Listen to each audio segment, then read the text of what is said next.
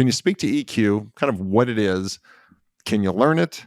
And how do you work on it? Got it. I'll do my best to make it simple and bite-sized for your audience. EQ by definition is the ability to manage your own emotions and manage the emotions of others. Let's just stop there and put that on the Okay.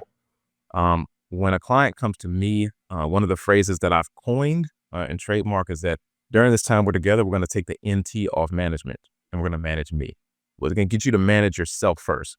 And so you learn intelligent and viable ways to manage both up and down. Because even if Mm-hmm. you're a CEO, you're answering to a board. Yeah. You know, Yeah. even if you are a booming entrepreneur, you're answering to your teams, you're answering to your partners, you're answering to other people. And so you need to learn how to first manage yourself, because those of us that have a perfectionist background or background in people pleasing or a traumatic background in our childhood, we're used to trying to control others, whether it's through charm, whether it's through burning ourselves out through saying being a yes man, all sorts of different ways. Or even if it's you have some cultural things, it's like, oh, I'm Mm-hmm. female or I'm black, brown, or yellow. How do I then manage this? People have to work through that. And a lot of coaches don't have the cultural nuance to even know what their clients need. And so from an EQ standpoint, how do we then have you manage yourself first? Manage your own emotions, manage your own biology, because your biology informs your psychology. That way you can effectively manage others up and down. And I call it MPP. That's another Jahmaal phrase, mental power positioning. It can take you Okay. a very long way. Okay. So a lot of people will think that by the time you're 30, 40, you're hardwired, you can't change, kind of you are who you are. But the data show that that's not the case with EQ. You can develop it, learn it. It's not like IQ, which you're kind of born with.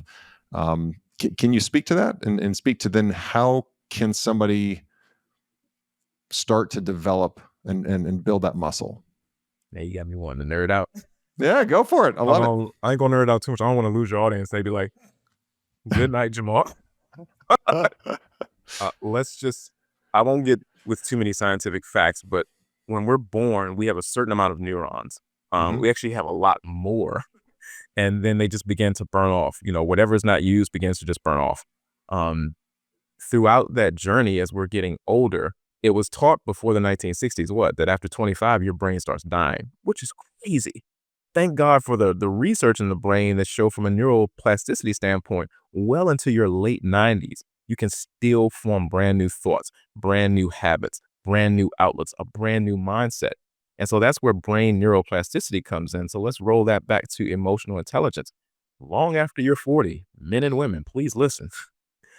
If you train your brain and unlearn what you have learned for the first 30, 40 years, which takes time, which is why I believe in my coaching practice, we take time, and then retrain those muscles, you then have new neurons and new neural pathways that are being formed.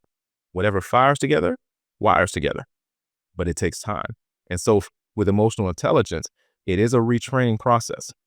And it's a time where you have to shut in, and actually make the time and make the investment.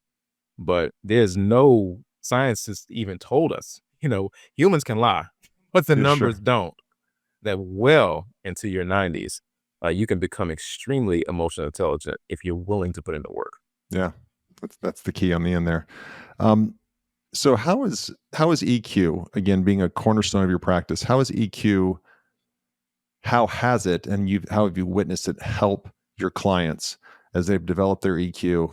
How has it helped them in their professional life? And then maybe if you could just give us an example, personally. You got it. So I was working with a client who is a top senior leader at Amazon. Obviously, I can't mention their name. Sure. And when they came to me, I mean, they were pretty broken. They come from a toxic environment at another Fortune 500 that I'm not going to mention.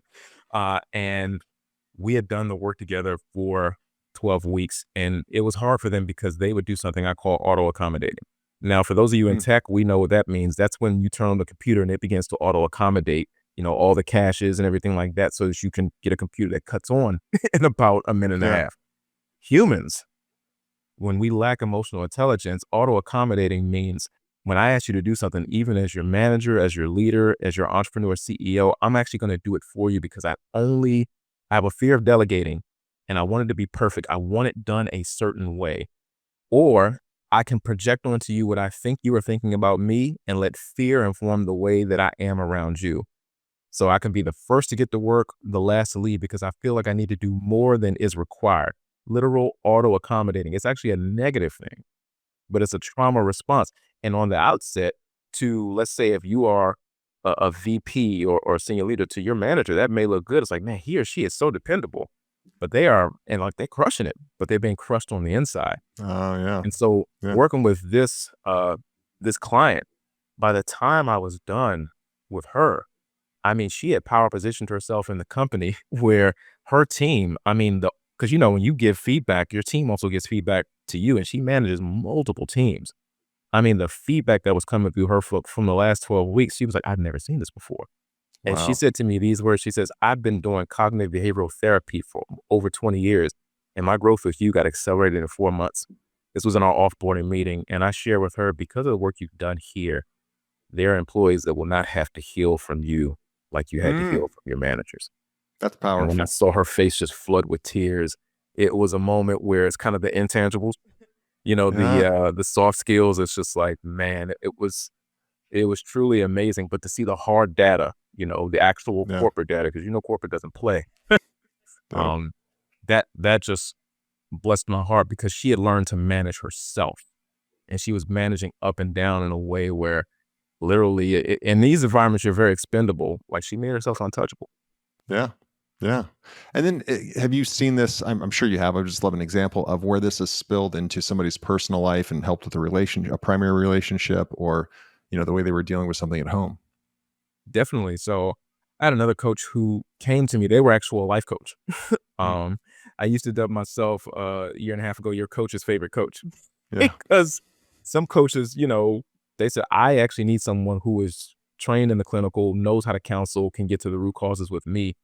And when I first got them, they had one enrollment.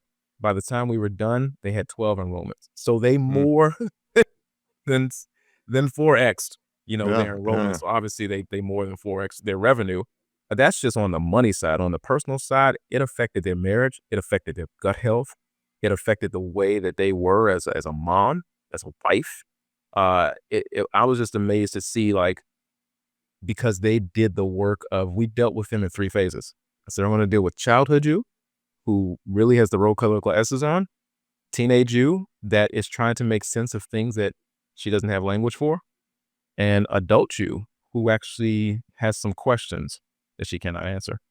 So dealing the with her in all those three phases and tailoring, our time together, and then measuring the results, and then watching her business and her practice, but also her marriage and home life grow. And Mm, more importantly, the way she was with her siblings. Because sibling relationships, depending on where you fall in the yeah. rung of that, are huge. And she was a middle Yeah. child.